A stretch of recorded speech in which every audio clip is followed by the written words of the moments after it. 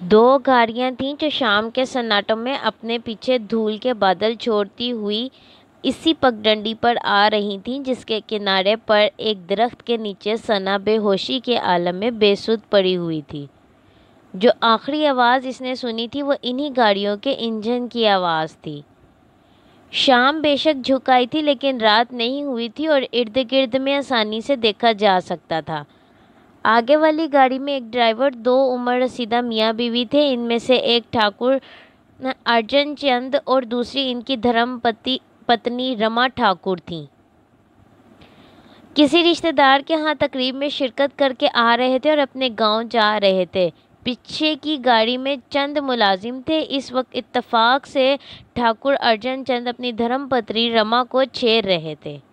بات بھوت پریتوں کی ہو رہی تھی اور ٹھاکر ارجن بیوی کو ڈراتے ہوئے کہہ رہے تھے، رام رام، میں تمہیں کیا بتاؤں رما، میرے جیون میں بھوتنیوں اور چڑیلوں کا کچھ زیادہ ہی دخل رہا ہے۔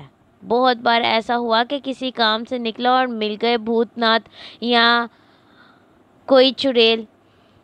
اب دیکھو جیسے ہم اس وقت جا رہے ہیں اور تمہیں نظر آ جائے کوئی۔ اچانک ہی ٹھاکر صاحب کی آواز رک گئی۔ وہ پھٹی پھٹی نگاہوں سے تھوڑے فاصلے پر اس درخت کی طرف دیکھ رہے تھے جو قریب آتا جا رہا تھا۔ پھر انہوں نے ڈرائیور کے کندھے پر ہاتھ رکھتے ہوئے کہا، رکنا ہری چند، رکنا۔ ڈرائیور نے بریک لگا دیے۔ پیچھے والی گاڑی بھی رک گئی تھی۔ کیوں، کیا ہوا، ڈرا رہے ہو مجھے؟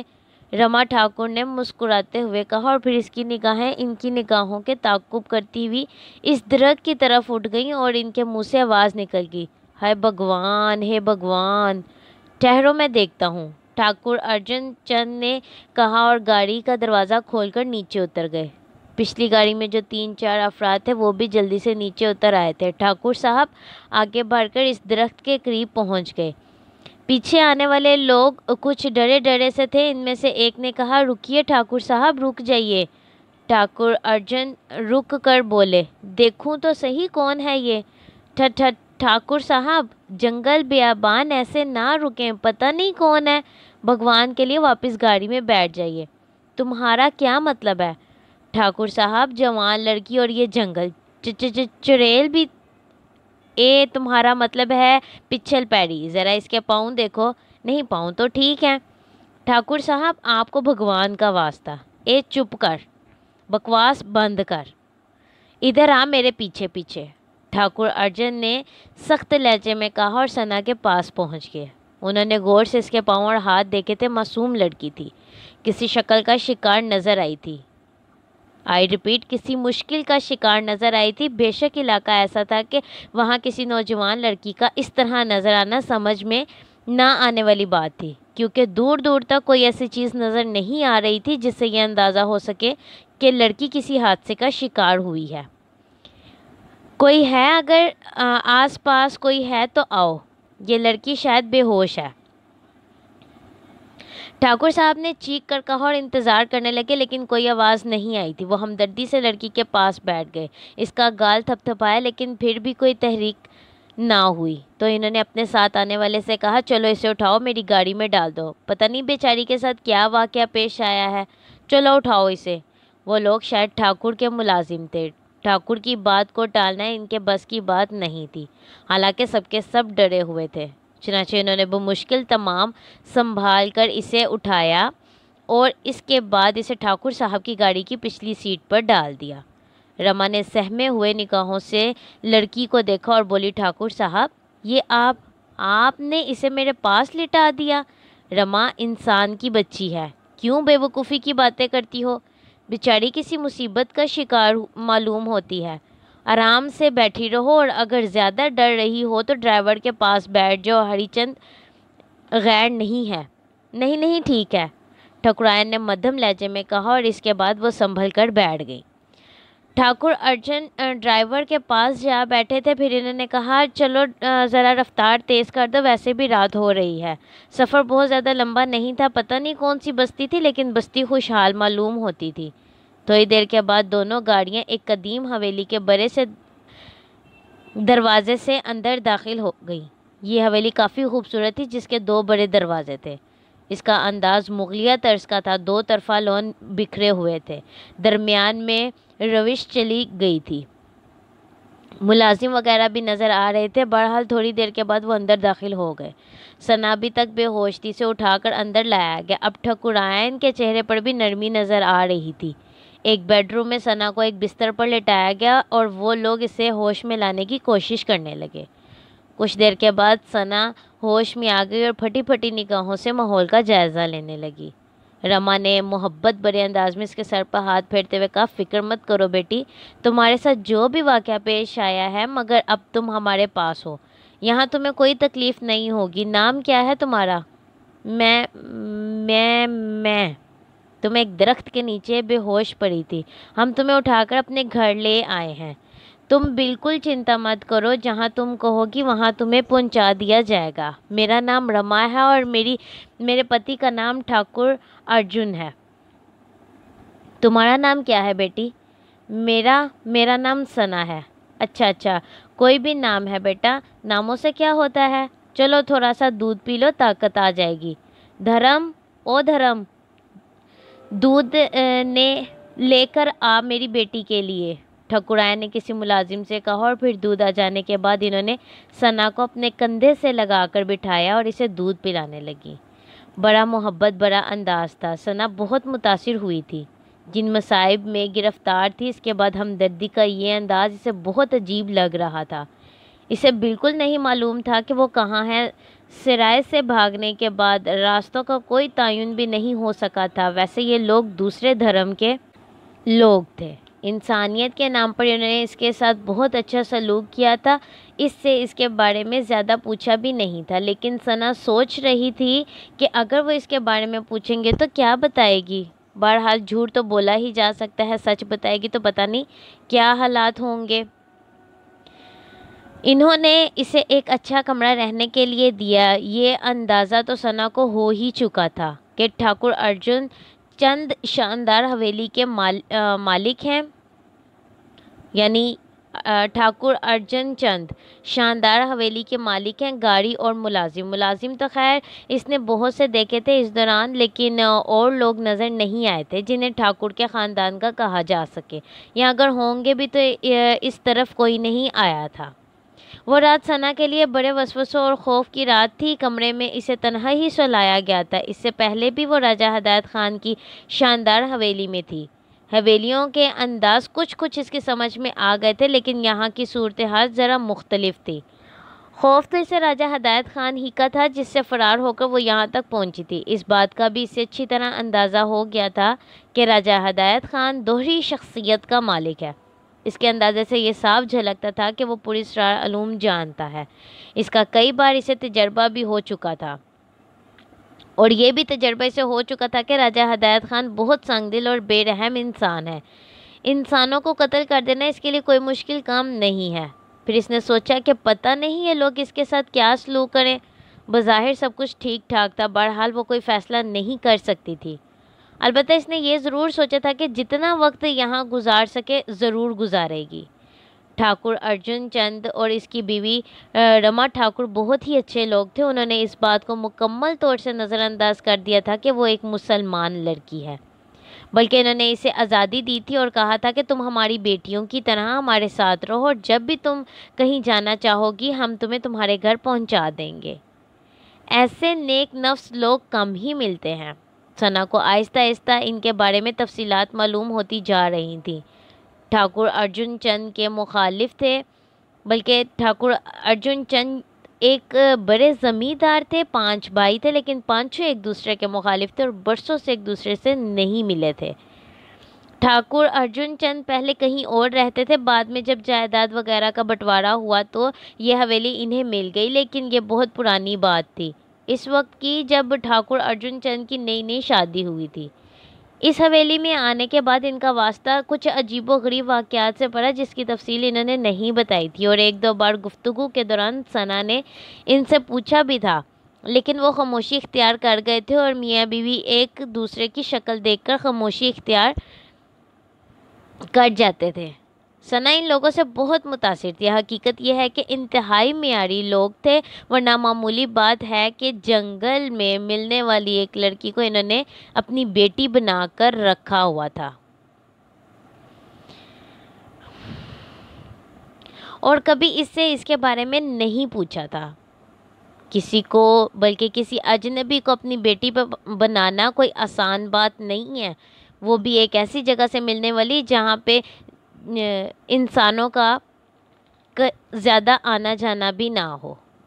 15-20 دن تو ثنا اسی خوف کا شکار رہی کہ آخر کار راجہ ہدایت خان اسے تلاش کرتا ہوا یہاں تک پہنچ جائے گا، لیکن چند 15-20 دن گزر جانے کے بعد اس کے اندر کچھ اعتماد سا پیدا ہو گیا۔ البتہ اس نے ایک بات ضرور محسوس کی کہ وہ یہ کہ اس عظیم الشان حویلی کی کیفیت کچھ پر اسرار سی ہے، کوئی ایسی بات یہاں ضرور ہے جو ناقابل فہم ہے۔ ایک دن دھوپ میں بیٹھے بیٹھے اس نے رما سے پوچھ لیا، آنٹی آپ کی کوئی اولاد نہیں ہے؟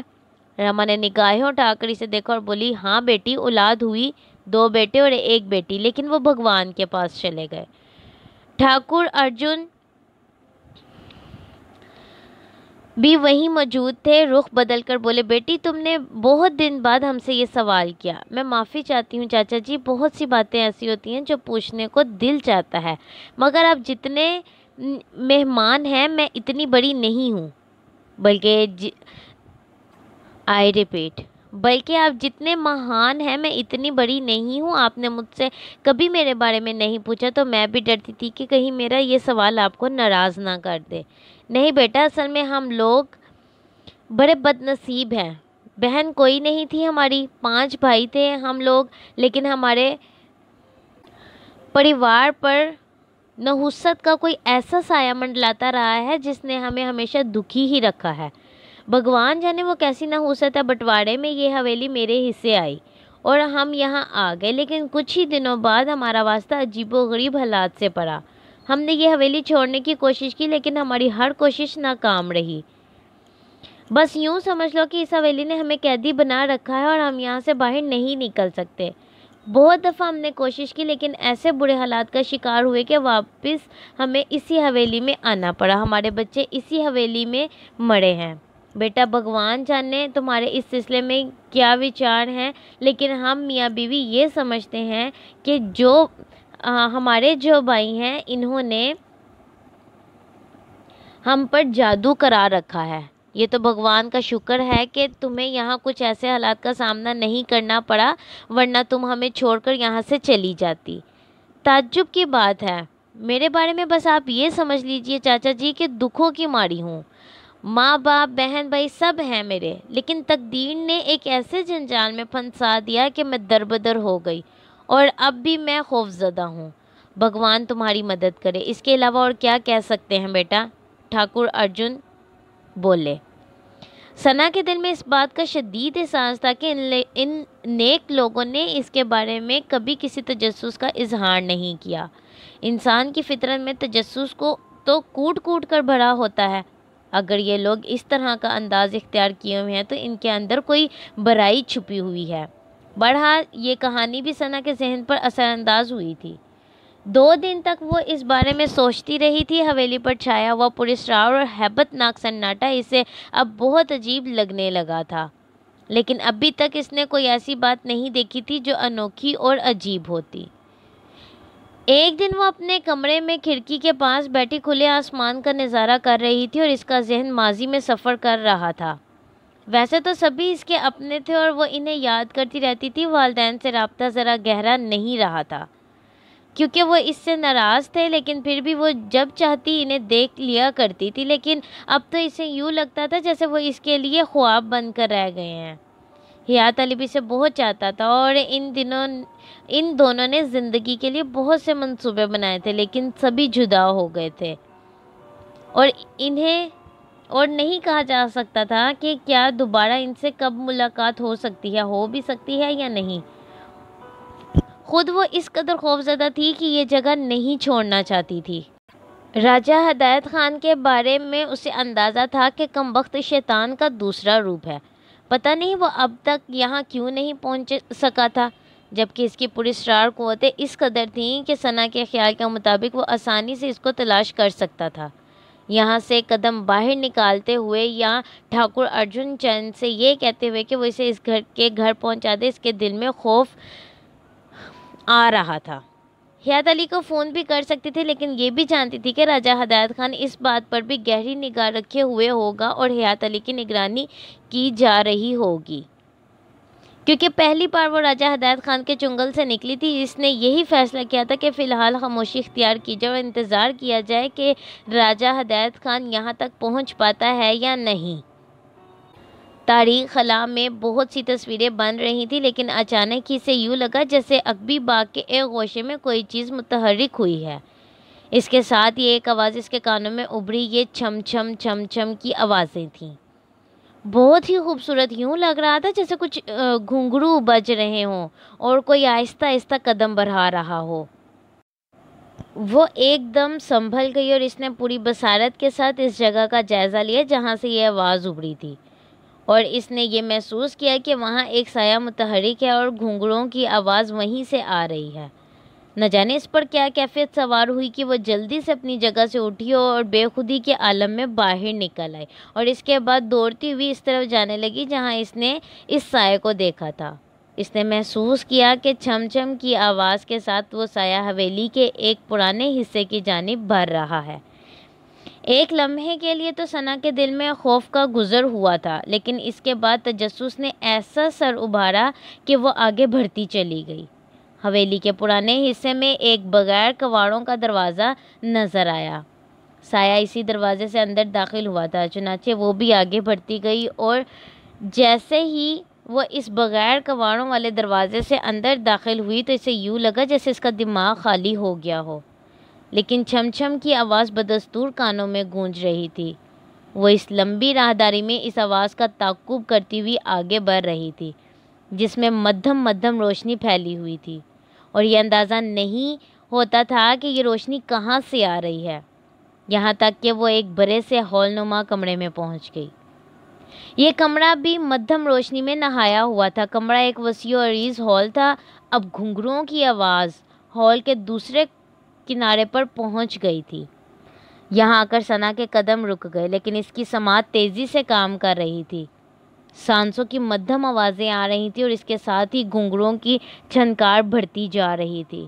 یوں لگ رہا تھا جیسے کوئی رقاصہ رقص کرنے لگی ہو۔ وہ آنکھیں پھاڑ پھاڑ کر دیکھنے لگی۔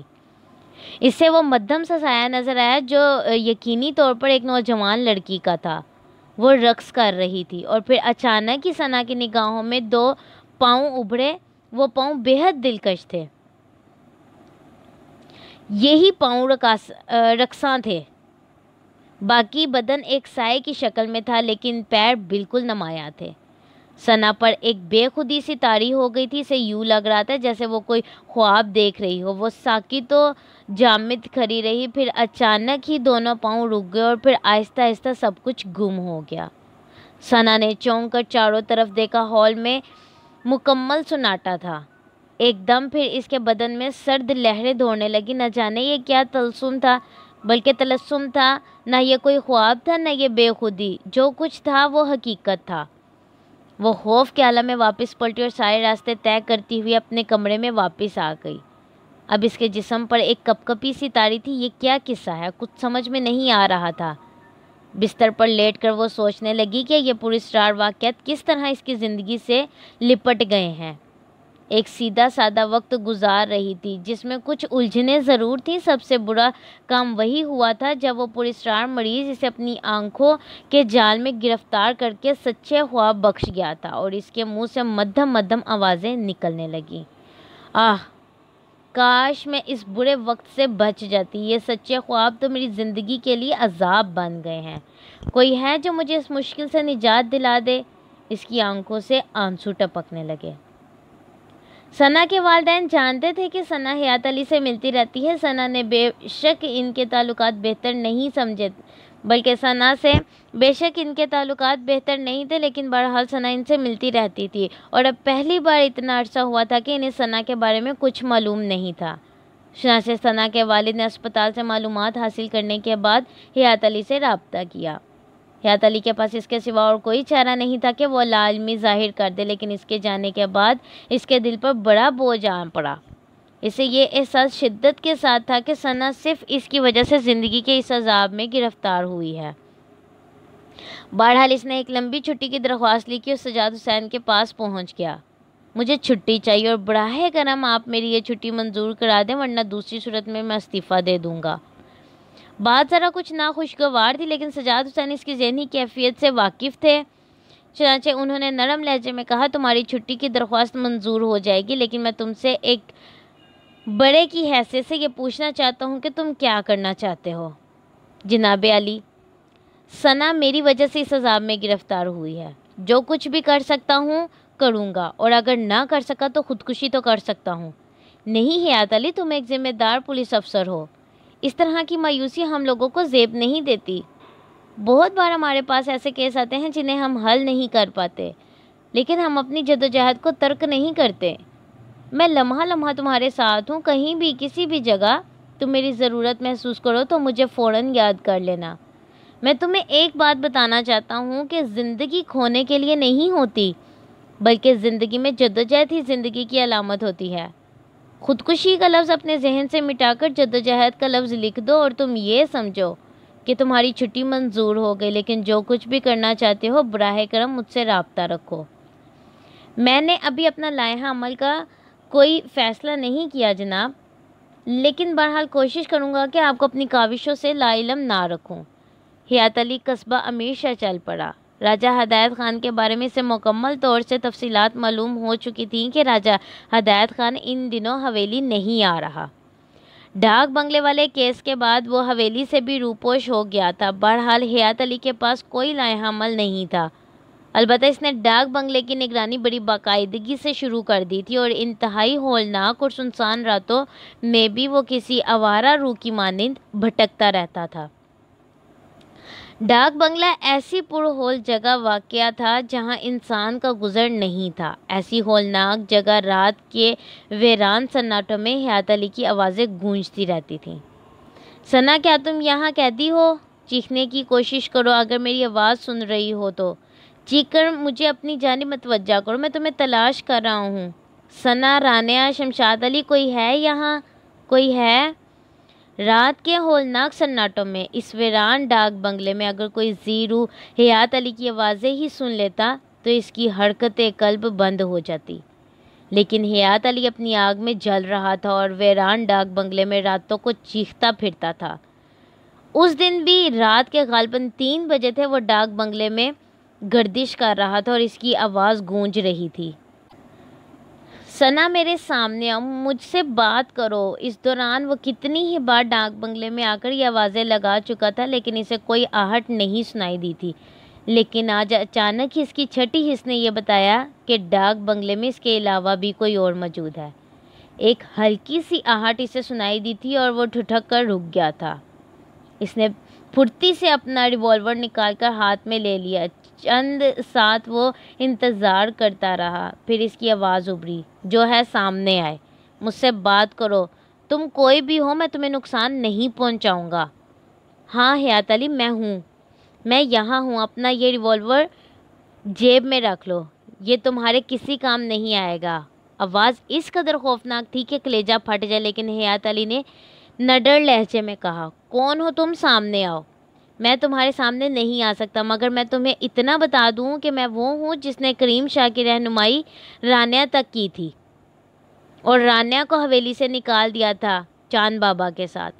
فرزان، حیات علی کے منہ سے بے اختیار آواز نکلی، تو میرا نام تمہارے کانوں تک پہنچ چکا ہے۔ ہاں، میں فرزان ہوں۔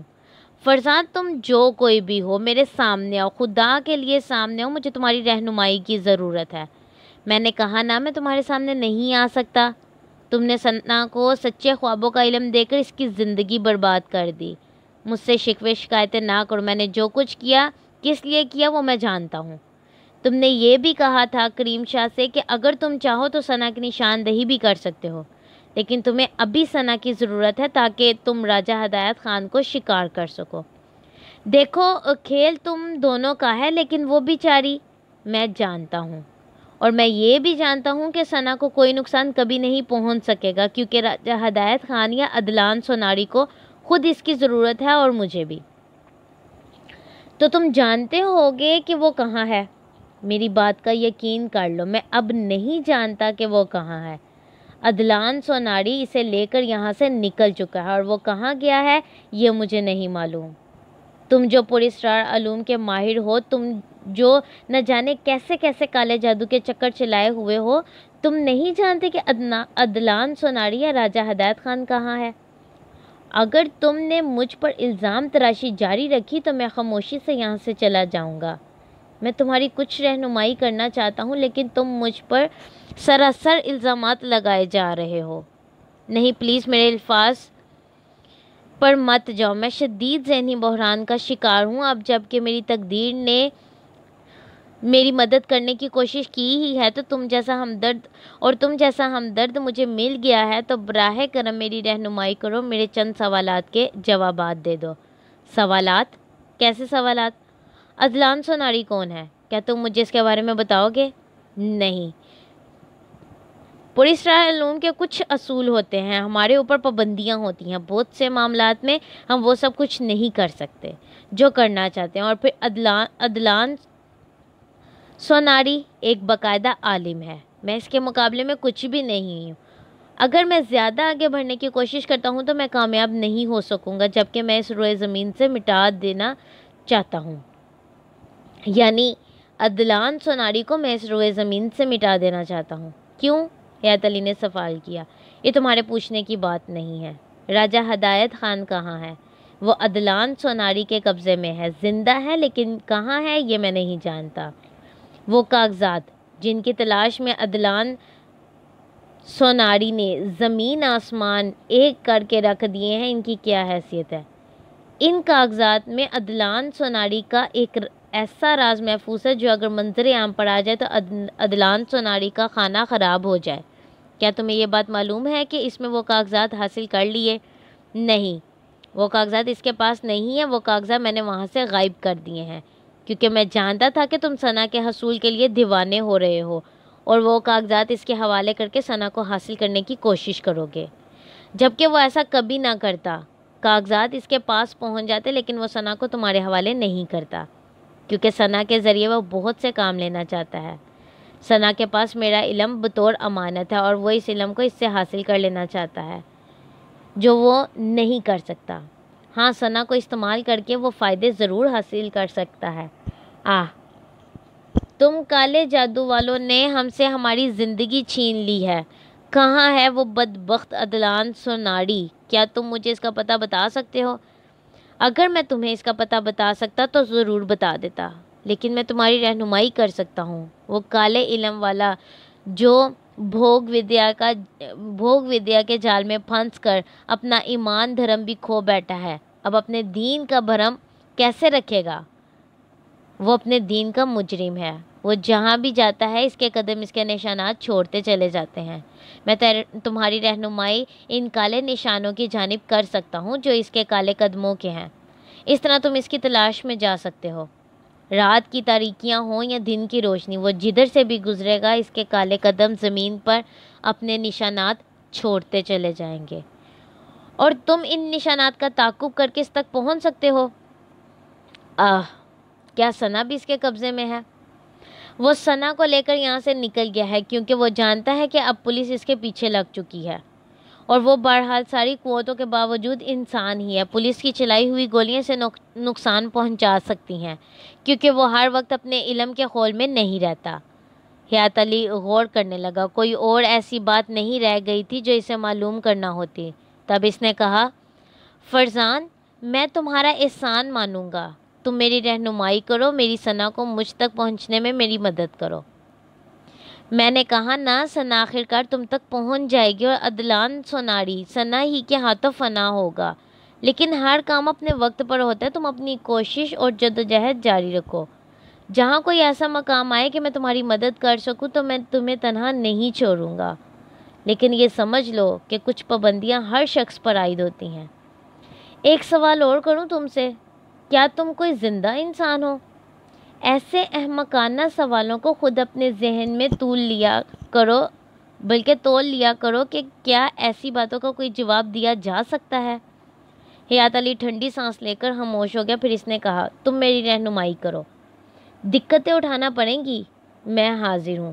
چلو، اس ڈاک بنگلے میں تمہیں کچھ نہیں حاصل ہوگا، یہاں اب کچھ نہیں ہے، یہ سفید ڈبہ جو نمودار ہو رہا ہے، تم اس کے پیچھے پیچھے چلے آؤ، میں تمہیں راجہ ہدایت خان کے پہلے قدم تک پہنچا دوں گا، اس کے بعد آگے کی تلاش تمہارا اپنا کام ہے۔ اس سفید دھبے کا تذکرہ کریم شاہ بھی کر چکا تھا، جو حیات علی نے اپنے آپ سے کچھ فاصلے پر دیکھا، اور اس کے بعد وہ اس سفید دھبے کے پیچھے پیچھے چل پڑا۔ سفید دھبا اس کی رہنمائی کر رہا تھا، یہاں تک کہ وہ ایک جگہ پہنچ کر رک گیا، اور پھر فرزان کی آواز ابھری، زمین پر دیکھو، یہ کالا نشان تمہاری رہنمائی کرے گا۔ حیات علی نے زمین پر دیکھا، واقعی یہ ایک ایسا کالا نشان زمین پر بنا ہوا تھا جو کسی پاؤں ہی کا تھا، لیکن ایک ایسے پاؤں کا جس میں انگلیاں نہیں تھیں۔ بس قدموں کے نشان تمہاری رہنمائی کریں گے، میں چلتا ہوں۔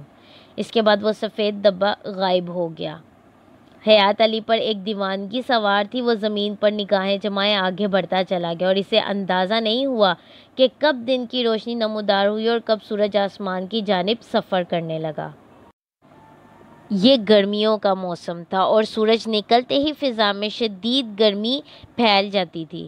حیات علی ساری رات سفر کرتا رہا تھا، اس وقت بھی سخت دھوپ آس پاس کے ماحول کو جھلسا رہی تھی۔ گرم ہوا کے تھپیڑے یوں محسوس ہو رہے تھے جیسے آگ کی لپیٹیں چاروں طرف بکھری ہوئی ہوں۔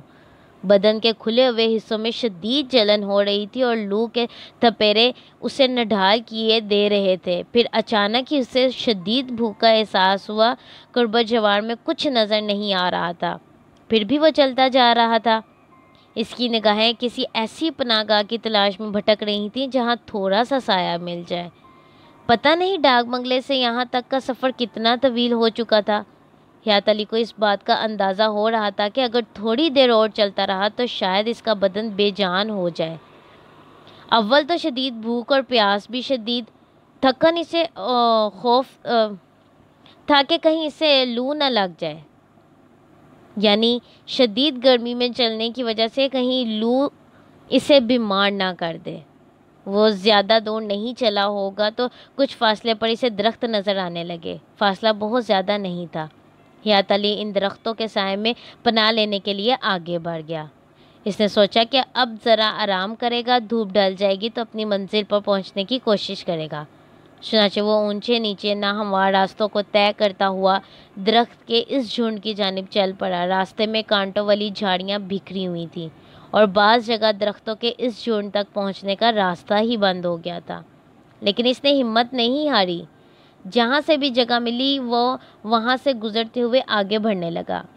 دل میں بہت سے خدشات بھی تھے، ایسی جھاڑیوں میں اکثر سانپ بھی پائے جاتے ہیں اور جسم کے کسی حصے بلکہ کھلے ہوئے حصے پر کوئی سانپ حملہ بھی کر سکتا ہے، اور اگر اس پر یہ حملہ ہو گیا تو بہرحال اب ثنا کا عشق سر پر سوار تھا اور وہ ہر قیمت پر ثنا کو پانا چاہتا تھا۔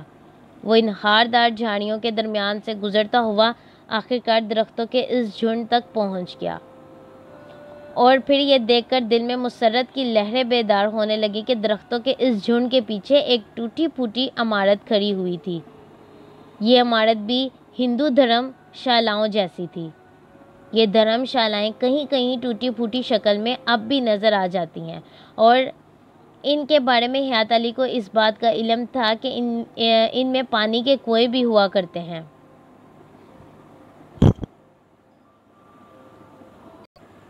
اور وہاں پر ہی بھولے بھٹکے مسافروں کے لیے دوسری ضرورتوں کا سامان بھی موجود ہوتا تھا۔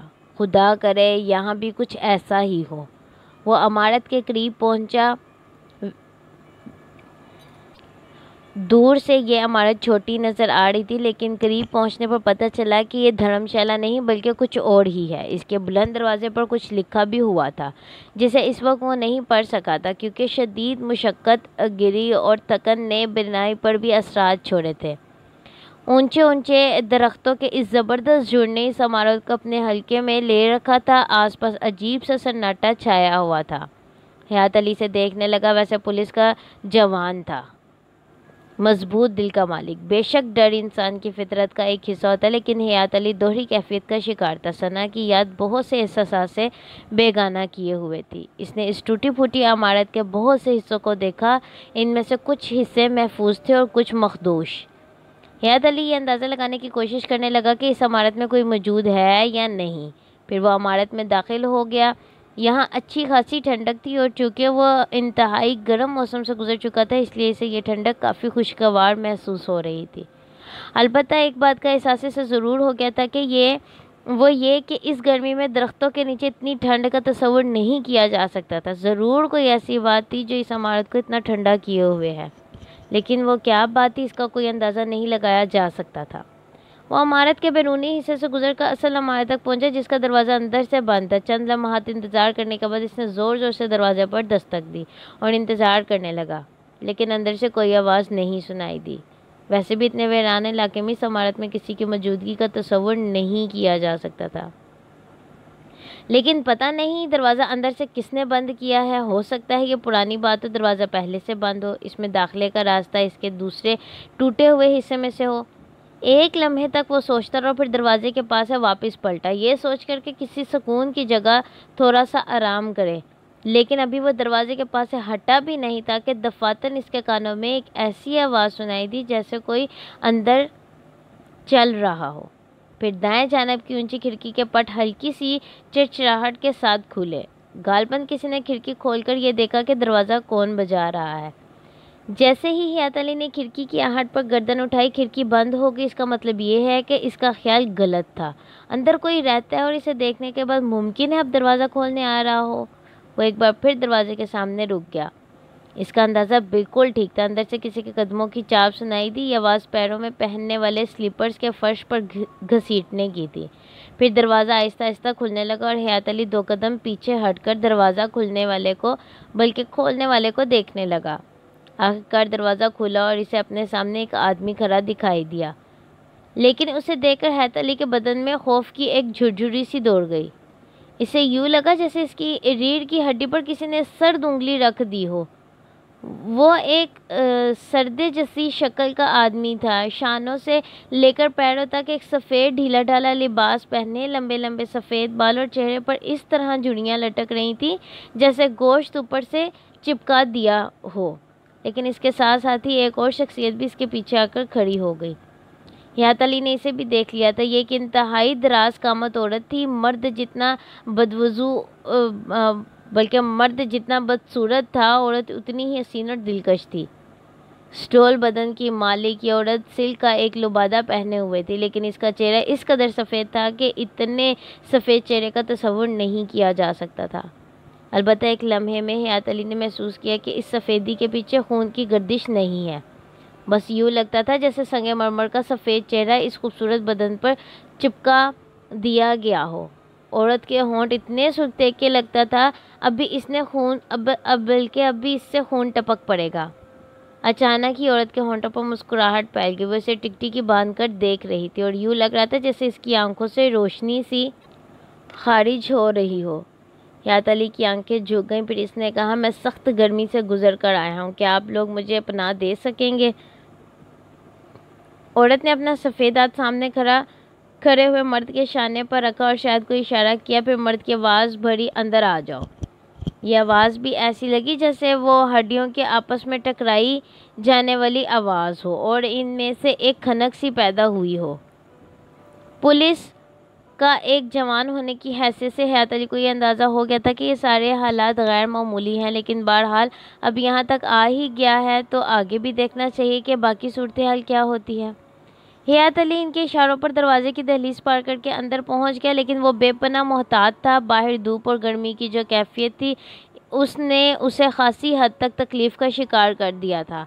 फिर अंदर दाखिल होकर मर्द एक तरफ मुड़ गया और औरत ने इसे इशारा करते हुए कहा, आओ। हयात अली इसके पीछे चल पड़ा, मगर दूसरे ही लम्हे इसने एक अनोखी बात महसूस की। औरत आगे बढ़कर एक जीने के करीब पहुंची थी और सीढ़ियां तय कर रही थी, लेकिन यूँ लग रहा था जैसे इसके पाँव उठ ही नहीं रहे हों। ज़रा बराबर कोई आहट नहीं पैदा हो रही थी, जबकि हयात अली अपने कदमों की आहट अच्छी खासी सुन रहा था। بہرحال زینہ طے کر کے وہ پہلی منزل پر پہنچ گئی اور اس کے بعد اس نے ایک کمرے کا دروازہ کھولا اور اسے اندر آنے کا اشارہ کیا۔ حیات علی نے ایک نگاہ میں دیکھ لیا کہ کمرے میں ایک مسہری بچھی ہوئی ہے، لیکن غیر معمولی قسم کی۔ وہ فرش سے بہت اونچی تھی اور اتنی بڑی تھی کہ اس پر 4-5 آدمی بیک وقت سو سکتے تھے۔ وہ کمرے میں داخل ہوا لیکن عورت پیچھے رک گئی تھی۔ اس کے لبوں پر ایک پراسرار مسکراہٹ پھیل گئی۔ اس نے آنکھیں بند کر کے گردن خم کی اور ایک دم واپسی کے لیے مڑ گئی۔ حیات علی کے منہ سے ایک ہلکی سی آواز نکلی، لیکن عورت نے بڑی پھرتی کے ساتھ دروازہ باہر سے بند کر دیا تھا۔ حیات علی دوڑ کر دروازے کی جانب پلٹا اور اس نے دونوں ہاتھ دروازے پر رکھ دیے۔ بڑی خوفناک کیفیت محسوس کر رہا تھا وہ، حالانکہ شدید تھکن سے اس کا بدن بری طرح ٹوٹ رہا تھا۔ کپڑے دھول میں اٹ گئے تھے، یعنی دھول سے بھر چکے تھے۔ وہ خشک ہونٹوں پر زبان پھیرنے لگا۔ دروازہ باہر سے بند ہو گیا تھا۔ کچھ لمحے تک وہ دروازے کے قریب کھڑا رہا، پھر مسہری کی جانب بڑھا۔ سب سے پہلے اس نے اپنے جوتے اتارے اور گہری گہری سانسیں لینے لگا۔ یہ دونوں یہاں اس ویران مکان میں کیا کر رہے ہیں؟ حیات علی کو وہ دونوں اس دنیا کی مخلوق ہی نہیں معلوم ہو رہے تھے۔ پھر کیا یہ بدروحوں کا کوئی چکر ہے؟ ویرانوں میں بنے ہوئے ایسے مکان بدروحوں ہی کا مسکن ہوا کرتے ہیں۔ میں نے تمہیں مشکل میں ڈال کر اپنے لیے بھی ہزاروں مشکلیں مول لے لی ہیں۔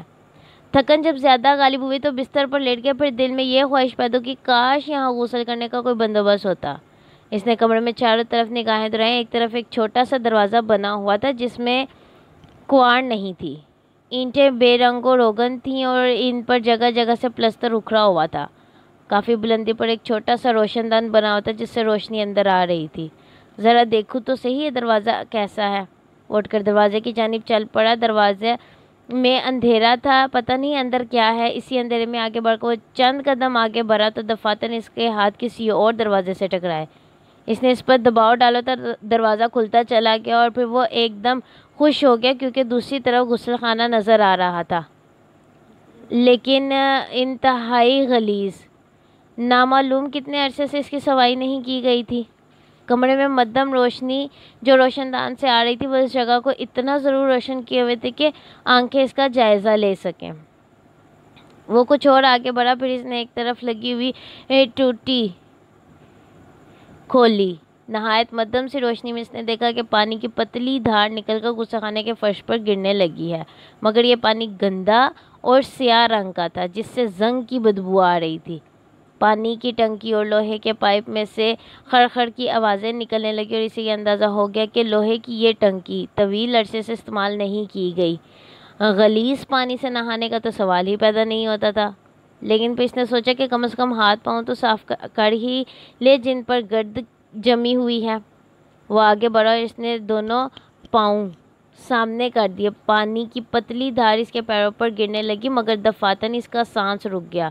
خدا کی پناہ، یہ کیا چیز ہے جو اس کے پیروں پر گر رہی ہے؟ اس نے غور سے اپنے پیروں کو دیکھا، پھر اس کے منہ سے ہلکی سی چیخ نکل گئی اور وہ اچھل کر کئی قدم پیچھے ہٹ گیا۔ پاؤں ایک دم پھسلا تھا اور وہ اپنے آپ کو بیلنس نہیں کر سکا تھا۔ کمر کے بل نیچے گرا، لیکن پھر فوراً تڑپ کر اٹھ گیا اور اس کے بعد وہاں سے دوڑتا ہوا باہر آ گیا۔ اس کا دل بری طرح دھک دھک کر رہا تھا۔ نل کی ٹوٹی میں سے خون کی دھار نکلی تھی اور اس کے پیروں پر خون جم گیا تھا۔